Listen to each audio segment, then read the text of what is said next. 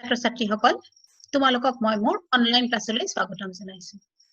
আমি অসমৰ ভূগোল নামৰ পাঠটি অধ্যয়ন কৰি আছিলো। যোৱা ক্লাছত মই তোমালোকৰ লগত অসমৰ পৰিবহন ব্যৱস্থাৰ ওপৰত আলোচনা কৰিছিলো। আজিৰ পাঠত আমি আলোচনা কৰিম অসমৰ প্ৰাকৃতিক সম্পদৰ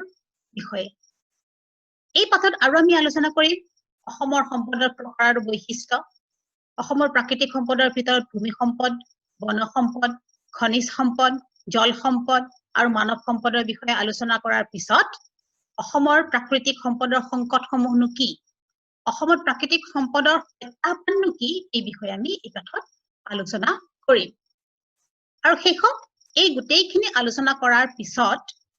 আমাৰ সম্ভাৱ্য প্ৰশ্ন কিছুমানৰ কথাও আমি ইয়াত আলোচনা কৰিম। অসমৰ সম্পদ সম্পদ বুলিলে কি বুজায় তোমালোক সকলোৱে হয়তো আগৰ পৰাই জানা। তথাপি মই কৈ দিছো, পৰিৱেশত উপলব্ধ সকলো বস্তুকেই সম্পদ বোলে, যিবোৰে মানৱ সমাজৰ অভাৱ আৰু অভিলাষবোৰ পূৰণ কৰে। অভাৱ মানে হৈছে নিড, আমাৰ নিডবোৰ, আমাৰ অভাৱবোৰ, আৰু যিবিলাক আমাৰ ডিজায়াৰ, আমাৰ অভিলাষবোৰ, আমাৰ হেঁপাহবোৰ পূৰণ কৰে, এই সকলোবোৰ বস্তুকেই সম্পদ বুলি কোৱা হয়। বহল অৰ্থত সম্পদক সাধাৰণতে তিনিটা ভাগত ভাগ কৰিব পাৰি। যদিও সম্পদৰ শ্ৰেণী বিভক্ত কৰাৰ পদ্ধতি বেলেগ বেলেগ ভিত্তিত আমি শ্ৰেণী বিভক্ত কৰিব পাৰো, তথাপিও বহল অৰ্থত সম্পদক প্ৰধান ভাগ হৈছে তিনিটা। এইবোৰ হৈছে প্ৰাকৃতিক সম্পদ, প্ৰাকৃতিক কাৰকৰ দ্বাৰা প্ৰকৃতিৰ বুকুত সৃষ্টি হোৱা সম্পদ বিলাকেই হৈছে প্ৰাকৃতিক সম্পদ। এইবোৰক আকৌ বিভিন্ন প্ৰকাৰে ভাগ কৰিব পাৰি। যেনে নৱীকৰণযোগ্য সম্পদ, যিবোৰ সম্পদক আমি পুনঃপুনৰীকৃত প্ৰক্ৰিয়াৰে পুনৰাই পাব পাৰো, এইবোৰ সম্পদক নৱীকৰণযোগ্য সম্পদ বুলি কোৱা হয়। যেনে সৌৰশক্তি, বতাহৰ লগতে অসমৰ পানী, উদ্ভিদ আৰু বন্যপ্ৰাণী। অনৱীকৰণযোগ্য সম্পদ, যিবোৰ সম্পদ আমি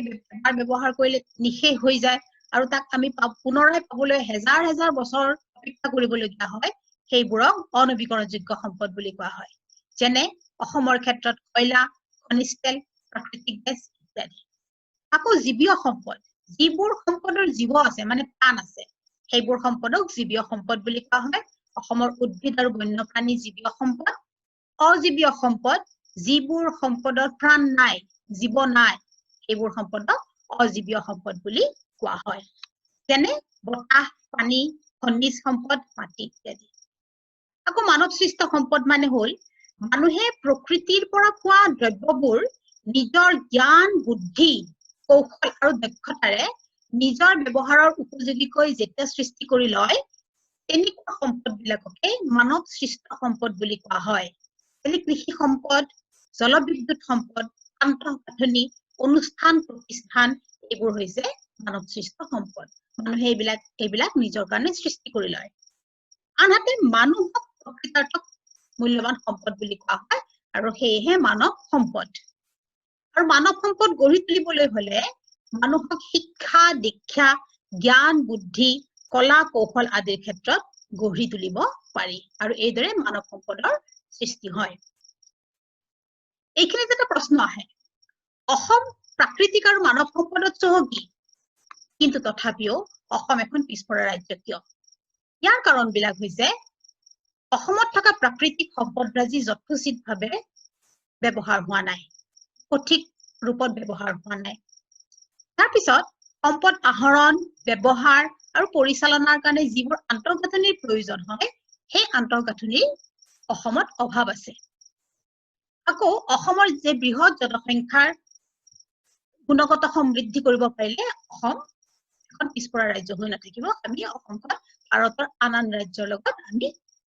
তুলনা কৰিব পাৰিম। গতিকে এইদৰে আমি কিছুমান কৰণীয় আছে, এই কৰণীয়বিলাক কৰিলে আমি আগুৱাই যাবলৈ পাৰিম। অসমৰ প্ৰাকৃতিক সম্পদৰ বিষয়ে আলোচনা কৰো। অসমত নানা ধৰণৰ প্ৰাকৃতিক সম্পদ আছে, যেনে ভূমি সম্পদ, বন সম্পদ, খনিজ সম্পদ আৰু জল সম্পদ। গতিকে আমি এই গোটেইখিনি প্ৰাকৃতিক সম্পদৰ বিষয়ে বিশদভাৱে আলোচনা কৰো আহা। ভূমি সম্পদ, ভূমি সম্পদ মানে হৈছে মাটি সম্পদ। ভূমি আমাৰ জীৱ জগতৰ কাৰণে অপৰিহাৰ্য সম্পদ, কাৰণ ভূমিয়ে পানী আৰু উদ্ভিদক আশ্ৰয় দিয়ে। আমি ভূমিৰ ওপৰতে বসবাস কৰো, আৰু মানুহে সকলো কাম কাজ ভূমিৰ ওপৰতে সম্পাদন কৰে। আৰু আমাৰ যিকোনো বসবাস কৰাৰ উপৰিও কৃষি কাৰ্য, বাণিজ্য যাতায়াত আদি অৰ্থনৈতিক কাৰ্যবিলাক ভূমিৰ ওপৰতে আমি চলাই আহিছো আৰু বিভিন্ন উদ্দেশ্যটো মানুহে ভূমি ব্যৱহাৰ কৰে অসমৰ ভূমি 4 প্ৰকাৰৰ মৃত্তিকাৰে গঠিত 4 প্ৰকাৰৰ মাটিৰে গঠিত কেনেকুৱা মাটি নদীৰ সমভূমিৰ পলসুৱা মাটি গিৰিপদ মাটি পাহাৰীয়া মাটি আৰু কংকৰ মাটি নদীৰ সমভূমিৰ পলসুৱা মাটি মানে অসমৰ যি দুখন ডাঙৰ নদী আছে ব্ৰহ্মপুত্ৰ আৰু বৰাক নদী আৰু ইয়াৰ অসংখ্য উপনৈয়ে পলসুৱা মাটিৰ সৃষ্টি কৰে আৰু এই নদী উপত্যকা অঞ্চলত পলসুৱা মাটি পোৱা যায় গিৰিপদ মাটি মানে হৈছে গিৰি মানে হৈছে পৰ্বত আৰু পদ মানে পৰ্বতৰ তলি ভাগত থকা মাটিখিনি গিৰিপদ মৃত্তিকা বুলি কোৱা হয় আৰু এনেকুৱা মৃত্তিকা কৃষি ক্ষেত্ৰত ব্যৱহাৰ কৰা নহয় পাহাৰীয়া মৃত্তিকা মানে পাহাৰৰ ওপৰত থকা মাটিবিলাকক পাহাৰীয়া মৃত্তিকা বুলি কোৱা হয় আৰু কংকৰ মৃত্তিকা মানে যিবোৰ মৃত্তিকাৰ কোনো উৰ্বৰতা শক্তি নাই যিবোৰত আমি খেতি-বাতি কৰিব নোৱাৰো এনে পেলাই থোৱা হয় এইবিলাকক কংকৰ মৃত্তিকা বুলি কোৱা হয় এতিয়া এই 4বিধ মাটিৰ ভিতৰতে অৰ্থনৈতিক দিশৰ ভিতৰত কিন্তু পলসুৱা মাটিহে বিশেষভাৱে গুৰুত্বপূৰ্ণ পলসুৱা মাটি দুই প্ৰকাৰৰ এনেকুৱা নতুন পলসুৱা মাটি আৰু পুৰণি পলসুৱা মাটি যিহেতু ব্ৰহ্মপুত্ৰ আৰু বৰাক নদী প্ৰত্যেক বছৰে বাৰিষা কালত বানপানী হয় আৰু সেই বানপানীৰ ফলত নতুনকৈ প্ৰত্যেক বছৰে পলস পৰে গতিকে এনেকুৱা মাটিবিলাকক নতুন পলসুৱা মাটি বুলি কোৱা হয় ব্ৰহ্মপুত্ৰ বৰাক আৰু ইহঁতৰ উপনৈৰ প্লাৱন ভূমি আৰু নদীৰ কাষৰীয়া সমভূমি অঞ্চলত নতুন পলসুৱা মাটিখিনি পোৱা যায় কাৰণ প্ৰত্যেক বছৰে নদীৰ কাষত আৰু প্লাৱন ভূমিত প্ৰত্যেক বছৰে পলস পেলায় এই নৈবিলাকে আৰু এনেকুৱা মাটি ধান মৰাপাট মাহজাতীয় শস্য আৰু শাক-পাচলিৰ খেতিৰ বাবে উপযোগী হয় দ্বিতীয় পলসুৱা মাটিটো হৈছে পুৰণি পলসুৱা মাটি ব্ৰহ্মপুত্ৰ আৰু বৰাক উপত্যকাৰ তুলনামূলকভাৱে ওখ অঞ্চলত পোৱা যায় মানে যিহেতু প্ৰত্যেক বছৰেই পলস পেলাই গতিকে আগৰ মাটিখিনি আগৰ পলসুৱা মাটিখিনি পুৰণি পলসুৱা মাটি হৈ যায় আৰু বিশেষকৈ উজনি অসমত এনেকুৱা ধৰণৰ মাটি পোৱা যায় আৰু এনেকুৱা ধৰণৰ মাটি ধান আৰু চাহ ইত্যাদি খেতি কৰিবৰ কাৰণে উপযোগী হয় এতিয়া আহা বন সম্পদৰ বিষয়ে আলোচনা কৰো আজিৰ পৰা প্ৰায় 40-50 বছৰ আগলৈকে অসম বন সম্পদত চহকী আছিল আৰু ৰাজ্যিক বন প্ৰতিবেদনৰ মতে ৰাজ্যখনৰ মুঠ মাটিকালিৰ প্ৰায় 34% 2011 চনৰ তথ্য মতে দেই বনাঞ্চল আছে কিন্তু দ্ৰুত জনসংখ্যা বৃদ্ধি আৰু বনাঞ্চল বেদখলৰ ফলত বন যথেষ্ট পৰিমাণে হ্ৰাস পাইছে তথাপিও কিন্তু ভাৰতৰ আন ৰাজ্যৰ তুলনাত অসম বন সম্পদত এতিয়াও চহকী বুলি ক'ব পাৰি ইয়াতে মই দুখন তোমালোকক ফটো দিছো এইখন হৈছে তোমাৰ কাজিৰঙাৰ ফটো আৰু এইখন হৈছে মানাহ ৰাষ্ট্ৰীয় উদ্যানৰ ফটো অসমত কেইবা প্ৰকাৰৰ অৰণ্য পোৱা যায় বনাঞ্চল বা অৰণ্যত কেইবা প্ৰকাৰৰ আমি শ্ৰেণীবিভক্ত কৰিব পাৰো যেনে ক্ৰান্তীয় চিৰসেউজীয়া অৰণ্য ক্ৰান্তীয় অৰ্ধ চিৰসেউজীয়া অৰণ্য ক্ৰান্তীয় মানে হ'ল কি যিহেতু অসমৰ দক্ষিণেৰে 23 ডিগ্ৰী 30 মিনিট উত্তৰ অক্ষৰেখাডাল যাৰ নাম কৰ্কট ক্ৰান্তি ৰেখা যায় গতিকে অসম ক্ৰান্তীয় অঞ্চলত পৰিছে সেয়েহে অসমত ক্ৰান্তীয় জলবায়ু পোৱা যায় আৰু সেই কাৰণে কোৱা হৈছে ক্ৰান্তীয় চিৰসেউজীয়া অৰণ্য আৰু চিৰসেউজীয়া মানে যিবোৰ উদ্ভিদৰ গছৰ যিবোৰ উদ্ভিদৰ পাতৰ ৰং সদায় সেউজীয়া হৈ থাকে আৰু ঋতুভেদে পাত কৰি নাযায় এইবোৰ উদ্ভিদক চিৰসেউজীয়া উদ্ভিদ বুলি কোৱা হয় আৰু অসমত এনেকুৱা চিৰসেউজীয়া উদ্ভিদ বা অৰণ্য আছে গতিকে সেইবিলাকক কোৱা হয় ক্ৰান্তীয় চিৰসেউজীয়া অৰণ্য আনহাতে ক্ৰান্তীয় অৰ্ধ চিৰসেউজীয়া অৰণ্য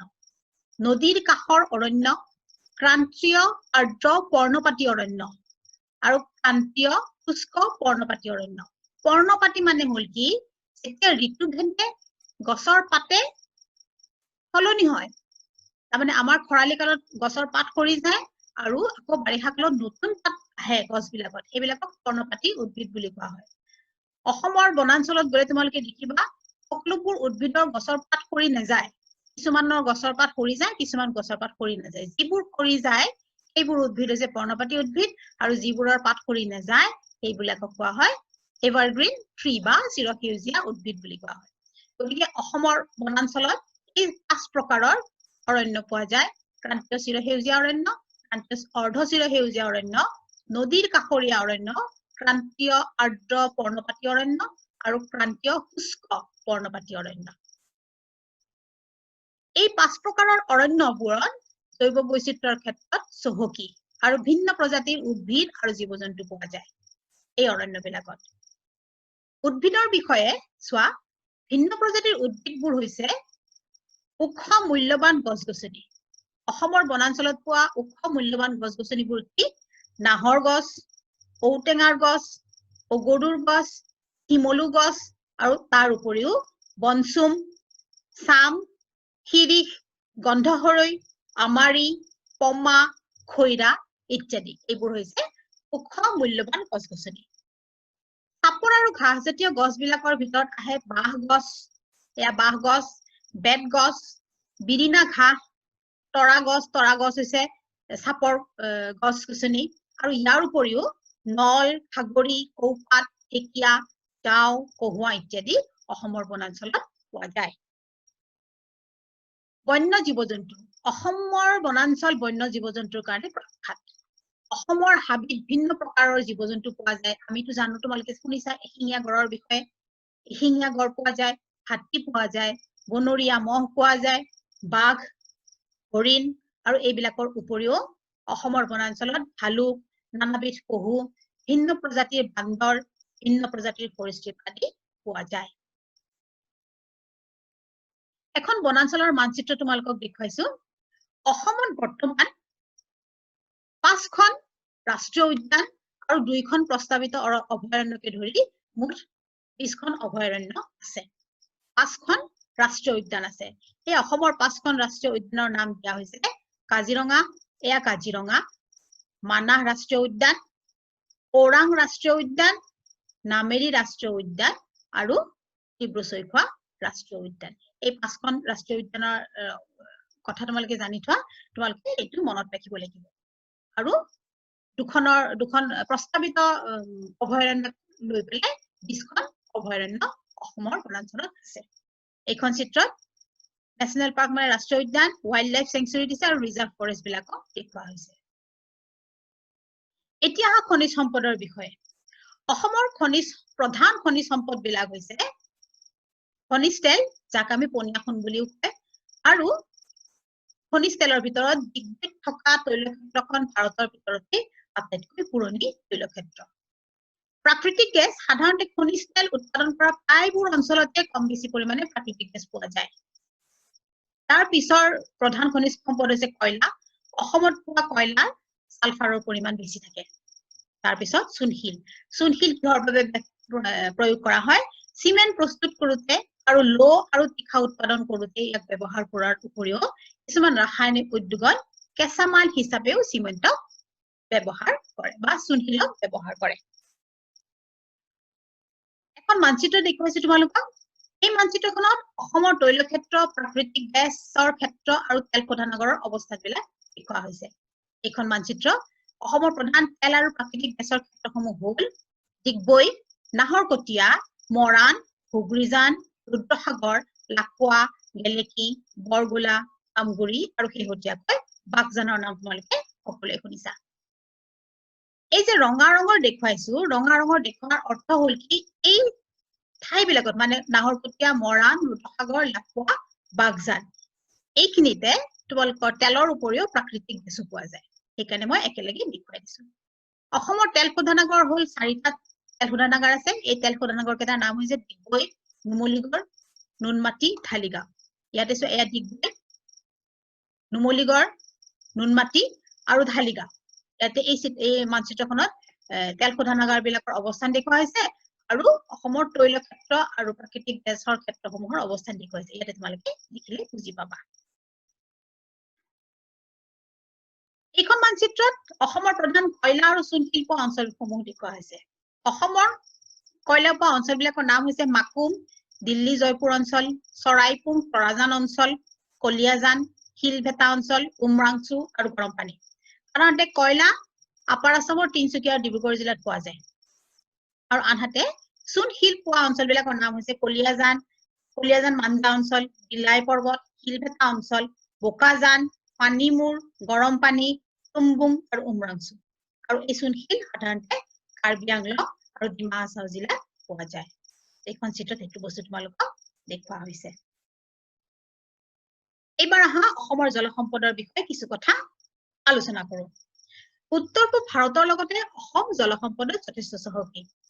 জল সম্পদ দুই ধৰণৰ আছে যেনে পৃষ্ঠ জল সম্পদ বা সাৰফেস ওয়াটাৰ ৰিসোৰ্স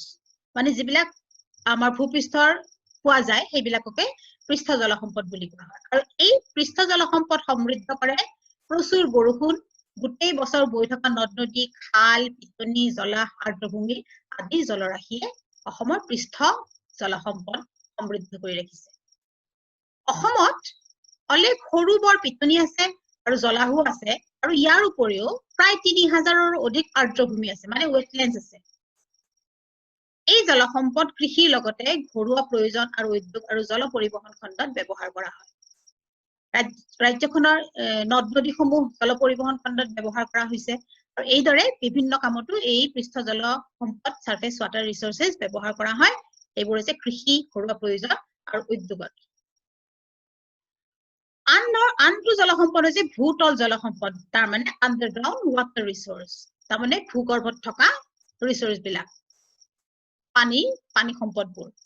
সমভূমি অঞ্চলৰ ভূপৃষ্ঠৰ পৰা প্ৰায় 5 মিটাৰ গভীৰতাৰ ভিতৰতে যি পানীৰ স্তৰ পোৱা যায় তাকে ভূতল জলাস্তৰ বুলি কোৱা হয় আৰু এই ভূতল জলাস্তৰ জলৰাশি ৰাজ্যখনৰ কৃষিৰ উপৰিও ঘৰুৱা আৰু ঔদ্যোগিক ক্ষেত্ৰতো ব্যৱহাৰ কৰা হৈছে আমি আজিকালি ডিপ বোৰিং কৰি পেলাই পানী উলিয়াও তাৰমানে আমি ভূগৰ্ভৰ পৰা আমি পানী উলিয়াই পেলাই আমাৰ নিজৰ ব্যৱহাৰত আমি ঘৰুৱা ব্যৱহাৰত বা বিভিন্ন ধৰণৰ উদ্যোগ কৃষি ইত্যাদিৰ কাৰণে এই পানীও ব্যৱহাৰ কৰা হয় ভূতল জল সম্পদ ব্যৱহাৰ কৰা হয় অসমত প্ৰচুৰ পৰিমাণৰ পৃষ্ঠ জল সম্পদ আৰু ভূতল জল সম্পদ আছে যদিও উপযুক্তভাৱে কিন্তু এতিয়াও ইয়াক ব্যৱহাৰ কৰিব পৰা হোৱা নাই এতিয়া অসমৰ মানৱ সম্পদৰ বিষয়ে কিছু কথা আলোচনা কৰো এই কথা নিশ্চয়কৈ সত্য যে অসমত দ্ৰুতগতিত জনসংখ্যা বাঢ়ি আহিছে অসমৰ জনসংখ্যা বাঢ়াৰ মূল কাৰণটো হৈছে জনপ্ৰব্ৰজন আৰু এই জনপ্ৰব্ৰজনে ফলত যি জনসংখ্যা বৃদ্ধি হৈছে এই জনসংখ্যা বৃদ্ধিয়ে নানা ধৰণৰ সমস্যাৰ সৃষ্টি কৰিছে আৰু এই বৃদ্ধি যদি আমি নিয়ন্ত্ৰণ কৰিব নোৱাৰো তেতিয়া হলে আমাৰ ৰাজ্যখনত ব্যাপক ৰূপ ধাৰণ কৰিব কিন্তু তথাপিও অসমৰ জনসংখ্যাৰ কিন্তু কেইটামান ইতিবাচক দিশ আছে কিছুমান পজিটিভ সাইড আছে কেনেকুৱা ধৰণৰ চোৱা তোমালোকে ৰাজ্যখনৰ শিক্ষিতৰ হাৰ হৈছে প্ৰায় 71% অসমৰ জনসংখ্যা বয়সস্থ লোকৰ দ্বাৰা ভাৰাক্ৰান্ত নহয় তাৰমানে অসমত বেছি বয়সৰ লোকৰ মানুহ কম আছে অসমৰ মুঠ জনসংখ্যাৰ 35% লোক 15ৰ পৰা 34 বছৰ বয়সৰ আৰু এইখিনি সময়তে কাম কৰাৰ সময় গতিকে হেহে এই 35% লোক মানে যুৱ প্ৰজন্ম গতিকে অসমৰ জনসংখ্যাত যুৱ প্ৰজন্মৰ পয়োভৰ ঘটিছে গতিকে এই যুৱ প্ৰজন্মক যদি আমি মানৱ সম্পদ হিচাপে গঢ়ি তুলিব পাৰো তেতিয়া অসমখনৰ উন্নতি নিশ্চিত গতিকে আমি কি কৰিব পাৰো এই ইতিবাচক দিশবিলাক আমি কেনেকৈ ইতিবাচক হিচাপে লৈ যাব পাৰো ইয়াৰ কৰণীয় কি আমাৰ কি কৰণীয় বৃহৎ যুৱ শক্তিক সঠিকভাৱে পৰিচালিত কৰি শিক্ষা দীক্ষা বুদ্ধি বৃত্তি আৰু কাৰিকৰী দক্ষতা আদিৰ ক্ষেত্ৰত উপযুক্ত কৰি তুলিব লাগিব তেতিয়া আমি মানৱ সম্পদ গঢ়িব পাৰিম ইয়াৰ উপৰিও সমাজৰ দুৰ্বল শ্ৰেণীৰ লোকসকল দৈহিকভাৱে অক্ষম লোকসকল আৰু মহিলা সবলীকৰণৰ যোগেদি মানৱ সম্পদৰ গঢ়ি তুলিব পৰা যায় ইয়াৰ উপৰি অসমৰ বৃহৎ জনসংখ্যাক বুজা হ'বলৈ নিদি সম্পদ হিচাপে গঢ়ি তোলাৰ এক সুপৰিকল্পনাৰ প্ৰয়োজন আছে গতিকে এতিয়া চোৱা আমি এই গোটেইখিনি প্ৰাকৃতিক সম্পদ তথা মানৱ সম্পদৰ বিষয়ে আলোচনা কৰিলো এতিয়া এই প্ৰাকৃতিক সম্পদৰ ওপৰত আমাৰ এই প্ৰত্যাহ্বান কেনেকুৱা আমি কেনেকৈ আমি এই প্ৰাকৃতিক সম্পদ সংৰক্ষণ কৰিব পাৰো প্ৰাকৃতিক সম্পদ যেতিয়া আমি যধে-মধে ব্যৱহাৰ কৰিম তেতিয়া বিভিন্ন ধৰণৰ সমস্যাৰ সৃষ্টি হয় তাৰ ভিতৰত তিনিটা সমস্যা হৈছে এই সম্পদবিলাক প্ৰদূষিত হ'ব আৰু নষ্ট হ'ব তাৰ পিছত হ'ব সম্পদৰ নাটনি সম্পদ কমি যাব সম্পদৰ ভাণ্ডাৰ শেষ হৈ যাব আৰু তাৰ পিছত হ'ব গুৰুতৰ পাৰিৱেশিক আৰু আৰ্থ-সামাজিক সমস্যা উদ্ভৱ হ'ব গতিকে এই সমস্যাবিলাক নোহোৱা কৰিবৰ কাৰণে আমি যথেষ্ট কাম কৰিব লাগিব অসমৰ প্ৰাকৃতিক সম্পদৰ ক্ষয়ৰ বহুত কাৰণ আছে এই কাৰণবিলাক ইয়াতে পইণ্ট ৱাইজ তোমালোকক মই দি দিছো 5টা পইণ্ট আছে এই 5টা পইণ্ট চাবা তোমালোকে কি জনসংখ্যাৰ হেঁচা যিহেতু অসমৰ জনসংখ্যা দ্ৰুতগতিত বাঢ়ি আছে জনপ্ৰব্ৰজনৰ দ্বাৰাই হওক বা বিভিন্ন কাৰণতেই হওক যেহেতু জনসংখ্যাৰ বৃদ্ধি হৈ আছে এই জনসংখ্যাই প্ৰাকৃতিক সম্পদৰ ওপৰত হেঁচা প্ৰয়োগ কৰিছে হেঁচা প্ৰয়োগ কৰাৰ ফলত প্ৰাকৃতিক সম্পদৰ অৱক্ষয় হ'বলৈ ধৰিছে গতিকে আমি জনসংখ্যা নিয়ন্ত্ৰণ কৰিবই লাগিব জনসংখ্যাৰ বৃদ্ধিৰ ফলত ভূমিৰ ব্যৱহাৰৰ পৰিৱৰ্তন হৈছে আগতে ভূমি বেলেগ ধৰণৰ ব্যৱহাৰ কৰা হৈছিল এতিয়া ভূমি জনসংখ্যাৰ কাৰণে জনবসতিৰ প্ৰয়োজন হ'ব মানুহৰ কাৰণে জনবসতি বাসস্থানৰ প্ৰয়োজনৰ কাৰণে মাটি ব্যৱহাৰ কৰা হৈছে আৰু কৃষি কৰিবৰ কাৰণে মাটি ব্যৱহাৰ কৰা হৈছে গতিকে ভূমি সম্পদৰ ব্যৱহাৰৰ পৰিৱৰ্তন হৈছে আগতে ল্যান্ড ইউজ প্যাটাৰ্নটো যেনেকুৱা আছিল এতিয়া ল্যান্ড ইউজ প্যাটাৰ্নৰ পৰিৱৰ্তন হৈ গৈছে বৃহৎ জনসংখ্যাৰ কাৰণে অধিক খাদ্য উৎপাদনত গুৰুত্ব প্ৰদান কৰা হৈছে কৃষি ভূমি সাধাৰণতে এতিয়া কি ঘৰৰ কাৰণে ব্যৱহাৰ কৰা হৈছে অধিক খাদ্য প্ৰস্তুত কৰিবৰ কাৰণে ব্যৱহাৰ কৰা হৈছে যেহেতু জনসংখ্যাক মানুহক খাদ্যৰ প্ৰয়োজন হয় বিভিন্ন ধৰণৰ শস্য উৎপাদনত ব্যৱহাৰ কৰা হৈছে ফলত কি হৈছে ভূমিৰ অৱক্ষয় হৈছে আৰু মাটি প্ৰদূষিত হৈছে ৰাসায়নিক সাৰ ইত্যাদি ব্যৱহাৰ কৰাৰ ফলত ভূমিৰ অৱক্ষয় হৈছে বনাঞ্চলৰ অপব্যৱহাৰ কৰা হৈছে বনাঞ্চল ধ্বংস কৰি মানুহে যেতিয়া নিজৰ আৱাসস্থলী তৈয়াৰ কৰিছে মানুহে যেতিয়া বনাঞ্চল ধ্বংস কৰি কৃষি ভূমিৰ কাৰণে ব্যৱহাৰ কৰিবলৈ লৈছে তেতিয়া বনাঞ্চল ধ্বংস হৈছে বনাঞ্চলৰ অপব্যৱহাৰ কৰা হৈছে আৰু তেতিয়া কি হ'ব ভাৰসাম্যহীনতা আহিব আৰু ভাৰসাম্যহীনতা যেতিয়া আহিব প্ৰাকৃতিক পৰিৱেশত সমস্যাৰ সৃষ্টি হ'ব গতিকে বনাঞ্চল এইদৰে যদি ধ্বংস হৈ গৈ থাকে তেতিয়া অনতি পলমে কিন্তু আমি বনাঞ্চলৰ পৰা বহুতো জীৱ-জন্তু তথা উদ্ভিদক আমি হেৰুৱাব লাগিব শেষত মানুহৰ উন্নতিৰ কাৰণে বা আমাৰ ডেভেলপমেন্টৰ কাৰণে বহুত বেছি পৰিমাণৰ খনিজ সম্পদৰ ব্যৱহাৰ কৰা হৈছে খনিজ সম্পদ কৃষি শিল্পৰ কাৰণে কৃষিৰ কাৰণে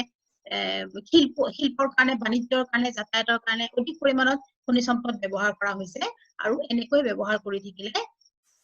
নাতি দূৰলৈকে খনিজ সম্পদৰ ভাণ্ডাৰ উদং হৈ পৰিব ছাত্ৰ ছাত্ৰীসকল আমি আজি ক্লাছত আমি প্ৰাকৃতিক সম্পদৰ বহু কথাই আলোচনা কৰিলো এতিয়া এই আলোচিত বিষয়বিলাকৰ ওপৰত কেইটামান প্ৰশ্ন মই তোমালোকক দি দিছো এইখিনি তোমাৰ